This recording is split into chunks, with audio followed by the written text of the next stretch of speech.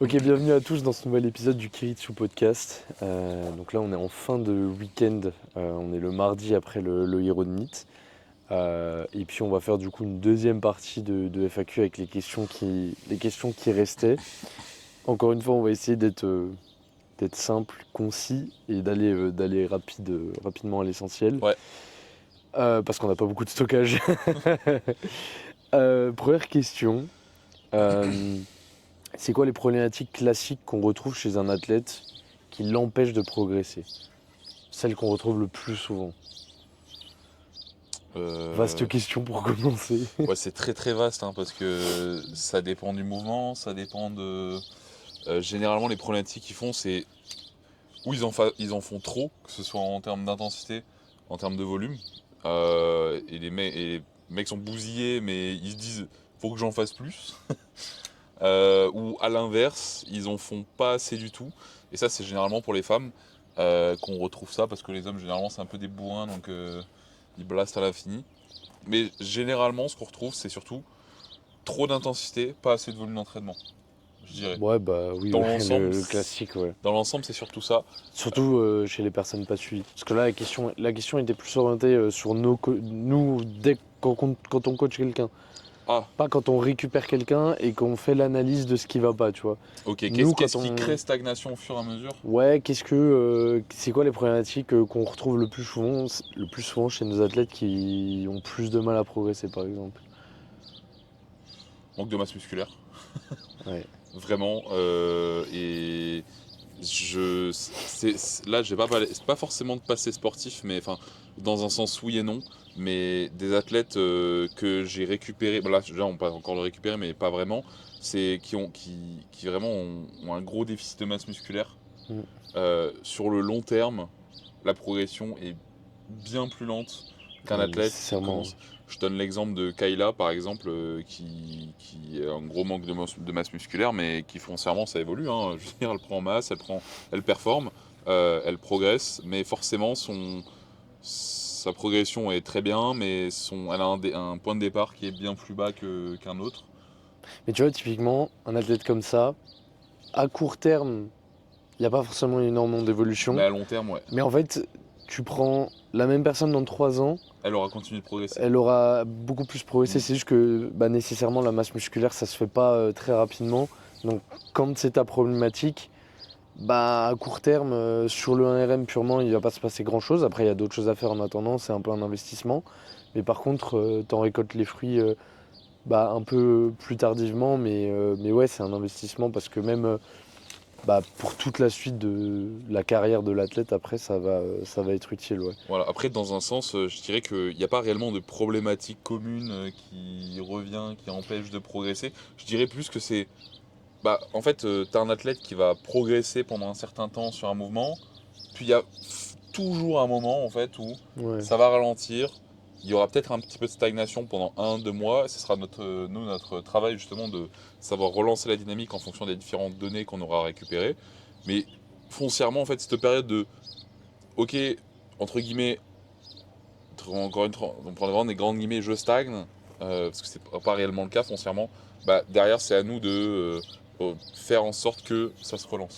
Moi, je pense aussi que t'as le déficit de masse musculaire, effectivement.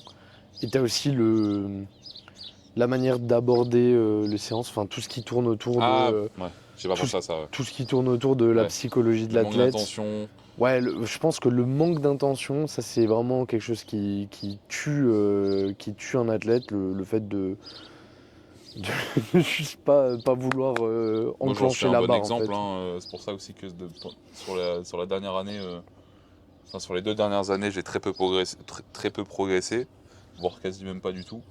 Hormis depuis janvier, là, du coup, où, bah, Bah là, vraiment, tu te sors les j'ai doigts. beaucoup plus de temps et du coup, même mentalement, en fait, moi-même, j'étais conscient que je mettais pas assez d'intention à l'entraînement. Et du coup, bah, forcément, j'avais plus de ressources à mettre et j'ai plus d'envie aussi de m'entraîner. Ouais.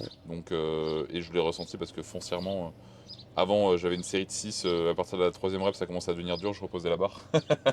Et maintenant, juste la même intention qui est 70 kg, qui en est 270, qui est peu importe, mais juste la même intention, que ce soit sur des séries Que- très légères ou sur des séries lourdes. C'était Flo, encore une fois Flo Peter, du coup, qu'on avait reçu dans le podcast, qui est body, mais il disait, pendant notre podcast, dans un autre podcast, il disait en fait un programme c'est quelque chose d'inerte. Et après c'est à toi de le faire vivre parce que c'est comme la phrase assez classique, c'est un mauvais programme qui est fait à 100%, ce sera toujours mieux C'est un que programme ultra optimal, mais ouais, qui ne plaît pas, quoi. qui ne plaît pas et qu'on fait pas avec intention. Ouais. Il y a ce truc d'intention et je pense aussi euh, le fait de se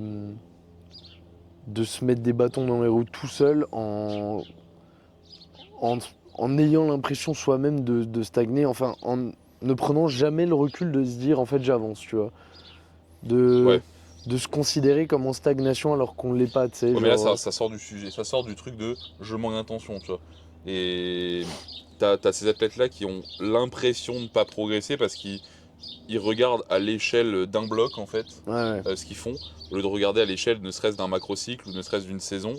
Euh, je prends l'exemple d'Alizé, Non, mais pas mais, forcément, non, mais par mais. exemple, ou des athlètes qui regardent pas forcément à l'échelle d'un an. Moi, par exemple, j'ai un athlète qui va faire 170 au squat il y a un an en comp et que là, qui va faire 195 au squat. Il va se dire, ouais, foncièrement, c'est pas dingue. Il fait ses back-off à 170. Je lui dis, mais en fait, Non, mais c'est plus. Parce que tu vois, là, tu prends le cas d'Alizé, c'est. En fait, elle progresse, tu vois. Là, la question, c'est les athlètes qui stagnent. C'est juste que oui, mais quand t'es dans cette mentalité de jamais être reconnaissant envers toi-même et de jamais être fier de ce que tu fais, en fait, tu vas finir par créer ta stagnation parce que tu vas te convaincre qu'en fait, tu n'avances pas. ouais. Et à force de se convaincre que tu n'avances pas, bah, tu vas vraiment ne pas avancer, quoi. Mm. Donc, c'est juste que. C'est pour ça que je lui dis arrête de faire ça parce que c'est le step d'après, c'est que à force de se convaincre qu'on progresse pas, on va vraiment pas progresser, quoi. Mais du coup, ouais, il y a l'aspect, je pense, psychologie de l'athlète et l'aspect manque de masse musculaire globalement. Parce qu'après, Mais après, faut aussi considérer que la stagnation, ça fait aussi partie du processus ouais, et qu'il y en aura forcément. Je veux dire, penser que parce que tu as un coach, tu ne vas jamais stagner. Quand je parle de stagnation, c'est sûr que si tu stagnes pendant un an, il y a un problème. Mais je veux dire, c'est normal d'avoir des périodes où tu as un mouvement qui n'avance pas parce que ton corps alloue plus de ressources à autre chose, à ouais. autre chose. Si ton terre stagne, peut-être que c'est ton squat qui va évoluer. Peut-être que si ton squat évolue, peut-être que ton bench va pas évoluer. Mais encore une fois, le but, c'est rarement déjà on progresse sur chaque mouvement en même temps, rarement. Et il faut juste, encore une fois, regarder à l'échelle Et puis, plus c'est grande. pas foncièrement le but Enfin, le but, quand t'as une compétition, c'est d'être à ton meilleur niveau sur les 3 mouvements. Mais après, loin d'une compétition, tu peux, enfin, je veux dire, tu peux aussi décider de mettre en avant certaines choses, mettre en retrait d'autres, etc. Tu vois, tu peux aussi, entre guillemets, en tant que coach, euh, créer la stagnation de l'athlète, mais ça peut être volontaire, tu Ouais. vois. Se dire le mec il a un gros point fort, par contre ça lui bouffe énormément d'énergie pour quelque chose sur lequel il progresse moins. Bon, vu que ce truc-là il progresse très bien, on va peut-être en faire moins. Il y a même fort à parier qu'il continue à progresser juste pas Par exemple, autant. le mec est très fort au terre, mais vas-y, Ouais, le voilà. squat c'est une chips. Tu réduis un petit peu son volume d'entraînement sur le terre pour en allouer plus sur le squat. Ouais, En fait, foncièrement, peut-être que même la fatigue sur le squat va l'impacter positivement pour le ouais, terre, voilà. que ça va se compenser. T'es jamais à l'abri, quoi. Mais voilà. Voilà. Prochaine question. Est-ce qu'on programme différemment avec l'âge des athlètes? En fonction de l'âge des athlètes? On n'a pas énormément d'athlètes. Ouais, Déjà, on a quelques athlètes qui ont jusqu'à 40 ans, mais je veux dire, toi, tu as Lionel qui a quel âge 40, ouais.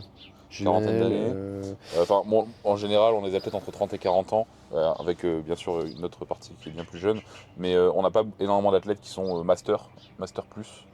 bah, globalement, déjà, tu programmes différemment parce que, Le mec a une capacité de travail moindre en fait, tout parce simplement. que le mec, il a une vie déjà plus remplie généralement que des jeunes.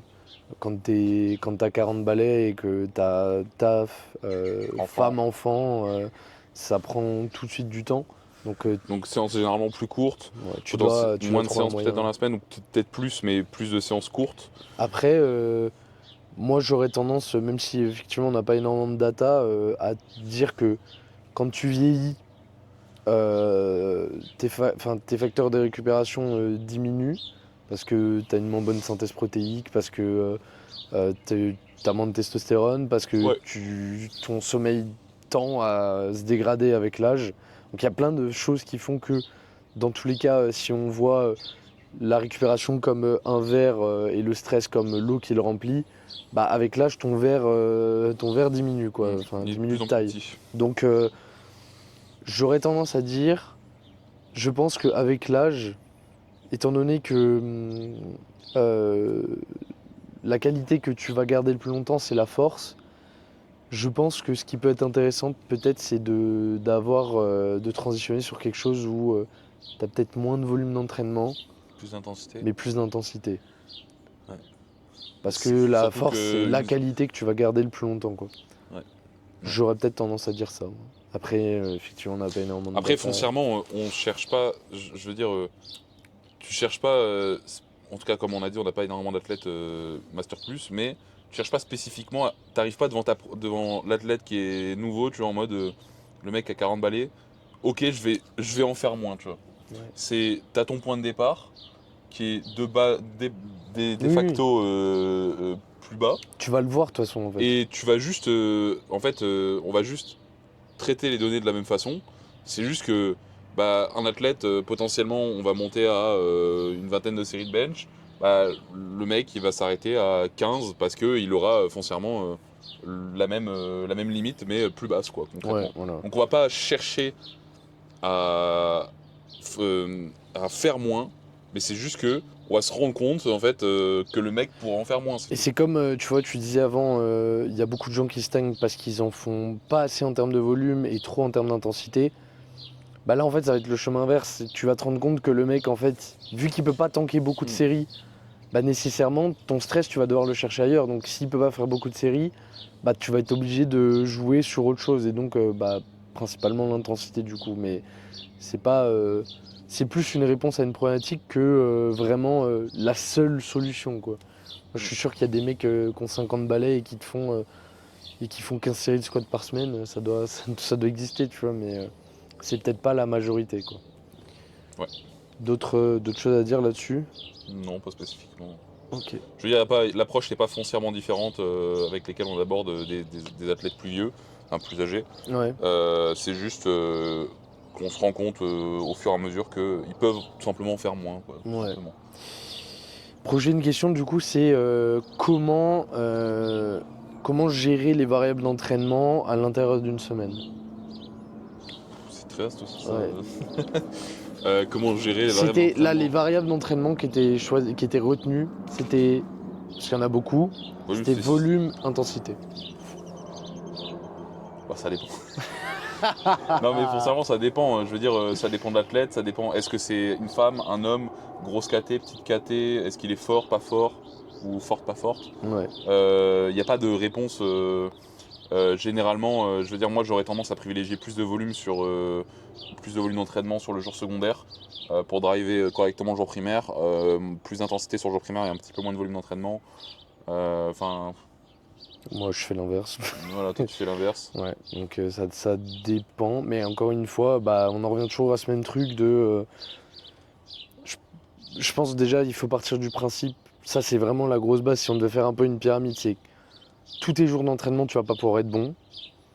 Partant de ce principe, va falloir déterminer sur quel jour Mm. tu as envie de performer. En fonction, tester quelque chose, analyser et changer. C'est-à-dire que, admettons, voilà, je sais pas, t'as deux, on va dire, l'exemple le plus simple pour faire, c'est deux squats. Bah, tu vas choisir un squat sur lequel tu veux essayer d'être fort. Et Euh, ton but c'est de gérer les variables pour faire en sorte que tu sois fort, ouais, quoi. tu testes un truc, donc admettons un squat secondaire très léger, potentiellement très léger avec beaucoup de volume, un squat primaire avec moins de volume mais plus lourd, On dit beaucoup de volume, c'est un peu plus de séries et et des surtout séries plus longues. peut-être des séries qui peuvent être un petit peu plus longues, Ouais. même si ça Ou peut alors être des très court. séries courtes mais avec des variations qui font que le temps sous tension est élevé par exemple. Mais en gros passer plus de temps sous la barre mais à des intensités moindres. Et versus passer moins de temps sous la barre mais à des plus grosses Mm. intensités. Si tu vois que t'es pas bon sur ce jour-là, c'est que ta semaine elle fonctionne pas. Après il faut déterminer du coup en fonction de t'es pas bon pourquoi. Là dans ce cas-là généralement ça va plus être que le mec va Pas en faire assez. pas en faire assez. Donc à ce moment-là bah Tu peux t'as juste plusieurs monter un petit peu options. l'intensité. Tu peux monter Si l'intensité, t'es déjà haut en volume, tu peux pas le monter, donc tu vas le laisser comme ça, tu vas juste monter tu l'intensité. peux rapprocher pour avoir moins de jours. Mm. Il y a plein de choses que tu peux faire, c'est assez compliqué, mais faut toujours, faut toujours voir ta semaine comme des successions de pics de fatigue. Et En tout cas, si tu prog en DUP, enfin ouais, plus ou moins, si tu prog en linéaire ou en bloc, c'est pas la même chose, parce que foncièrement je t'en fiche, mais il faut du coup essayer de déterminer si sur le jour où tu veux t'entraîner, où tu veux être le meilleur, est-ce que tu es désentraîné ou est-ce que tu es trop fatigué. trop fatigué. On a fait une publication là-dessus. Dernièrement, Roman Malo, il en avait fait une aussi qui était intéressante. En fonction des symptômes que tu as, bah, tu vas savoir si tu es désentraîné ou si tu es trop fatigué. Et donc en réponse, bah, tu vas modifier ton microcycle jusqu'à trouver un truc qui fonctionne, quoi. Tout à fait.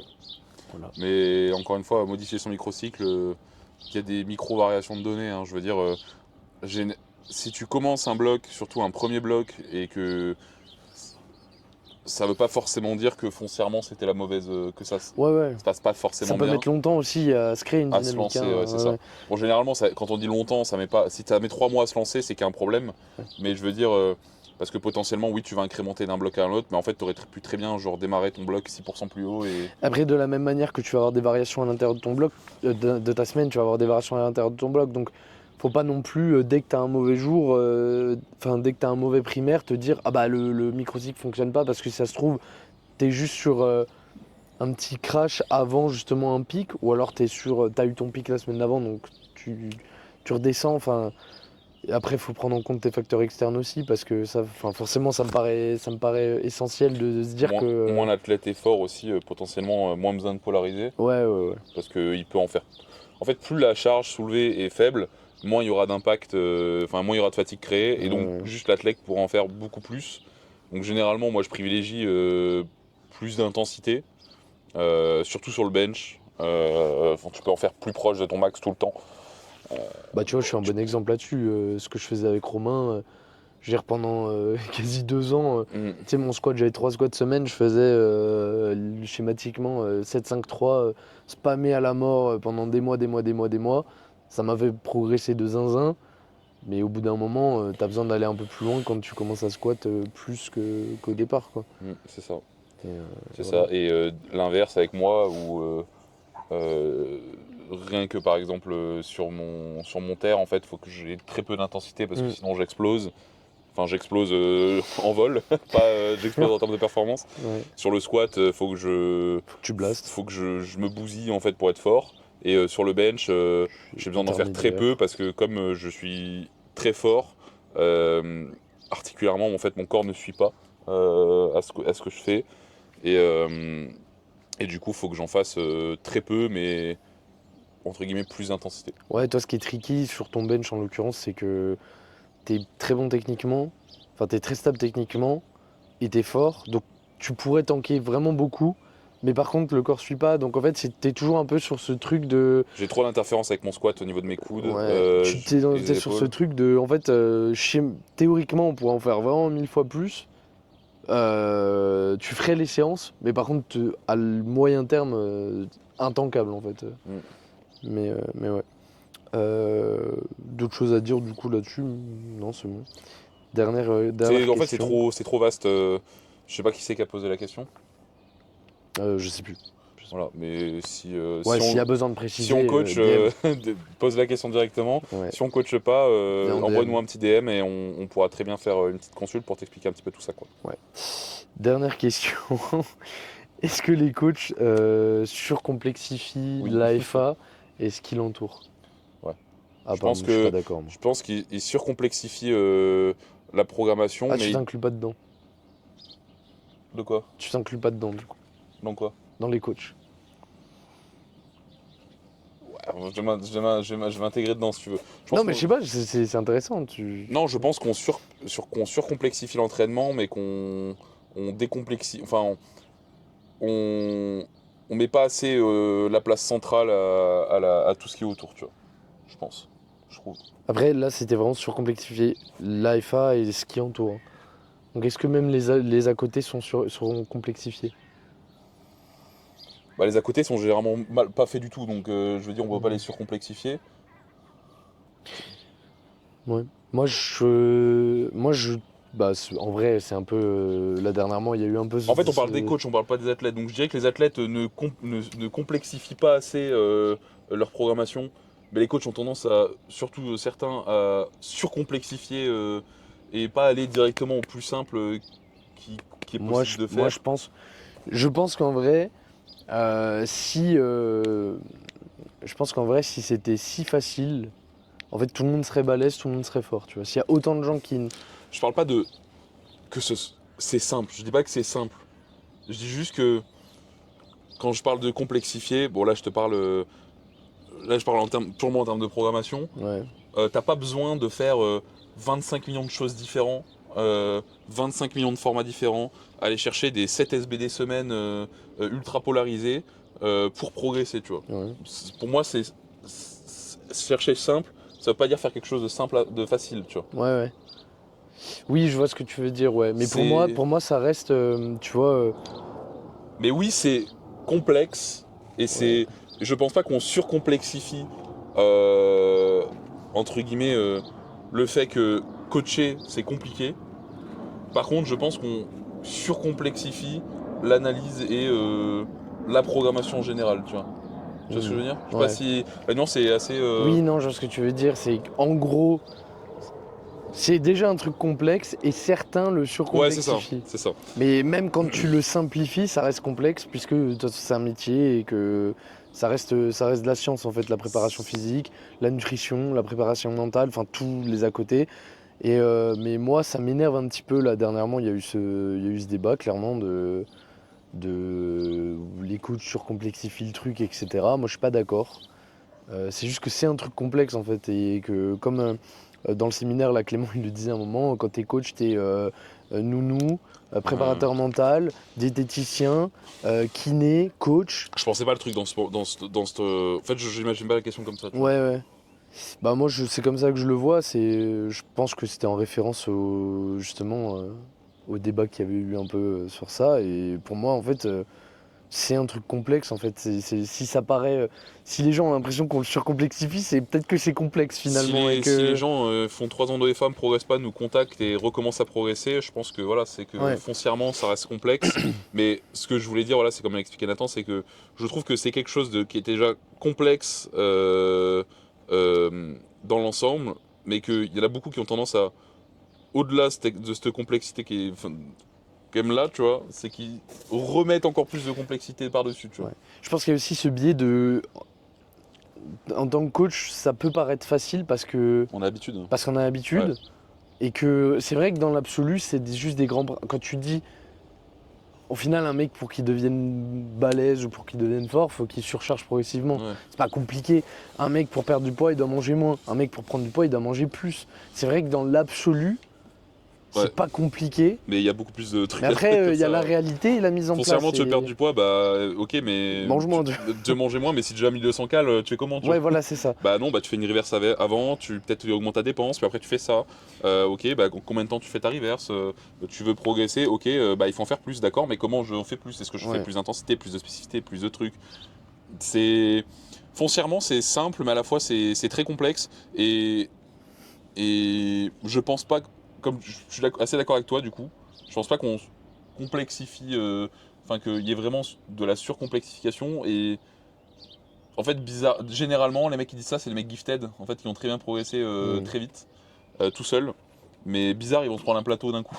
Ouais, et puis Et faut vraiment pour le coup, en plus c'est vraiment un truc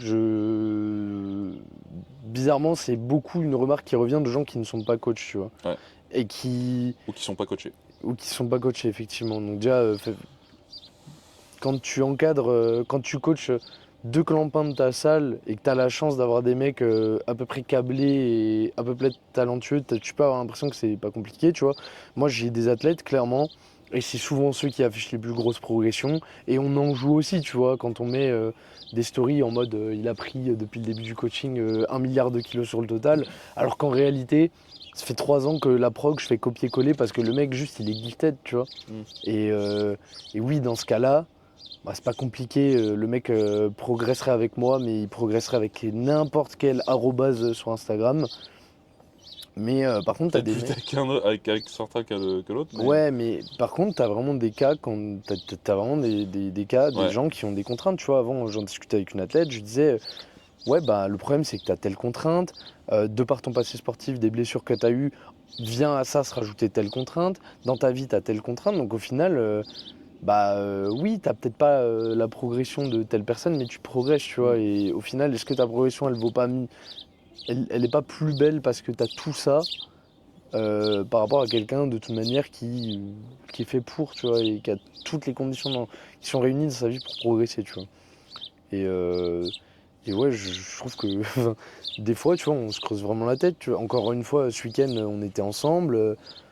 Et c'est trop cool justement de pas être tout seul dans son coaching. C'est des fois, moi, clairement, je suis là, je bloque, tu vois. Je suis là en mode, je te montre des vidéos, je suis là en mode, putain, j'ai tout essayé, ça fonctionne pas. Niveau prog, j'ai fait ça fonctionne pas. Euh, donc ouais, des fois c'est pas si simple que ça quoi. Mm. Et je trouve que c'est un peu simpliste de dire que les coachs surcomplexifient pour faire leur beurre en fait, parce que dans l'absolu, quand je rentre dans les salles dans lesquelles je m'entraîne depuis plusieurs années, 95% des gens ils sont toujours au même stade depuis 3 ans. Ouais. Trop bizarre, mais ça doit être nous le problème, on surcomplexifie la chose Mm. quoi. Donc, Après, est-ce que la question était réellement tournée comme ça? Je sais pas, c'est qui a posé la question? je sais pas, franchement, j'ai pas regardé j'ai juste noté les questions. Ok. Non, mais enfin voilà quoi. Mais oui, dans l'idée, c'est pas compliqué. Après, je pense que c'est aussi l'intérêt d'un coaching, c'est qu'il y a cette notion de. Enfin, moi, en tout cas, c'est ce que j'essaie de faire, c'est d'éduquer mon athlète, tu Ouais. vois. D'une part, parce que s'il comprend ce qu'il fait, ce sera plus simple, parce qu'il sera plus autonome. Donc, justement, il y aura beaucoup moins ce truc de devoir faire nounou en mode dès qu'il y a un problème, il va t'envoyer un message et bah, je suis pas tout le temps sur WhatsApp à répondre. Donc, pendant tout le temps où je réponds pas, le mec a pas avancé, tu vois. Donc, au bout d'un moment, quand tu lui expliques, justement, tu vas plus vite parce que le gars, au bout d'un moment, il a les réflexes. Et même si un jour il arrête le coaching, le but c'est il puisse se débrouiller tout seul. L'AFA en compétition, c'est peut-être un peu différent parce qu'il y a aussi cette notion de subjectivité et de se gérer soi-même, c'est pas facile. Mais tu vois, un mec, si tu lui as donné des conseils nutrition, je veux dire que tu l'as eu pendant, suivi pendant 2 ans, bah, même s'il arrête l'AFA, par contre, la diète, toute sa vie, ça va lui servir, tu vois. Je suis d'accord, mais généralement, enfin, t'en as beaucoup qui ils ont beau avoir les compétences, en fait, Oui, mais le après, faire, ça reste quand même. ouais, bah, ouais, on en revient au truc de, c'est pas si simple parce que un truc qu'on n'a pas, enfin, justement, on en parle maintenant, mais c'est qu'en plus vient se rajouter à tout ça au fait que ce soit de la science et donc c'est assez mathématique par moment, mais aussi cette notion de subjectivité quand tu le fais toi-même, quoi. Ouais. Et de faire les bons choix. Et ça, c'est pas aisé, quoi. Ça veut pas dire qu'une prog doit être compliquée, ça veut pas dire que.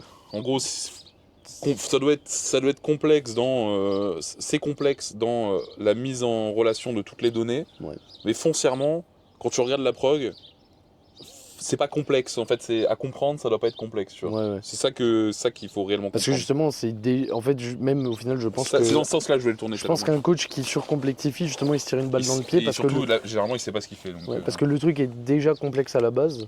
Donc si tu le simplifies pas, l'analyse, elle devient trop compliquée, tu quoi. vois, le mec, il te met, ok, bah, j'ai mis 3 variations dans la semaine, il y en a une pour travailler ça, une pour travailler ça, une pour travailler ça. Ok, mais travailler 3 choses en même temps. Est-ce que tu pourrais pas travailler tout ça, mais avec un même truc Moi, un truc que je vois souvent, ça me termine, c'est. Je vois des débutants qui ont du Larsen Press, les mecs qui savent pas les drives. Je suis en mode, mais attends, t'as 3 fréquences dans la semaine, t'as un Larsen Press, je dis, tu perds un tiers de ton temps à ne pas travailler. Ouais, mais tu sais, c'est pour accumuler de la tension, etc. Pour la stabilité, je suis d'accord, mais en fait, qu'est-ce qui te crée de la stabilité? C'est tes jambes, c'est tes cannes en fait. Donc, tu sais pas leg drive, mais vas-y, t'as 3 bench dans la semaine, mais il y en a un, Hassoul, tu utilises pas tes jambes, donc. T'as pas besoin d'une variation pour apprendre la leg drive, tu vois ce que je veux dire? Enfin, Mm. ça peut arriver, il y a des variations qui sont faites pour ça, mais T'en as en fait en essayant de travailler quelque chose, il travaille pas le problème majeur en fait. Mm. Donc, enfin bref, là c'était un aparté.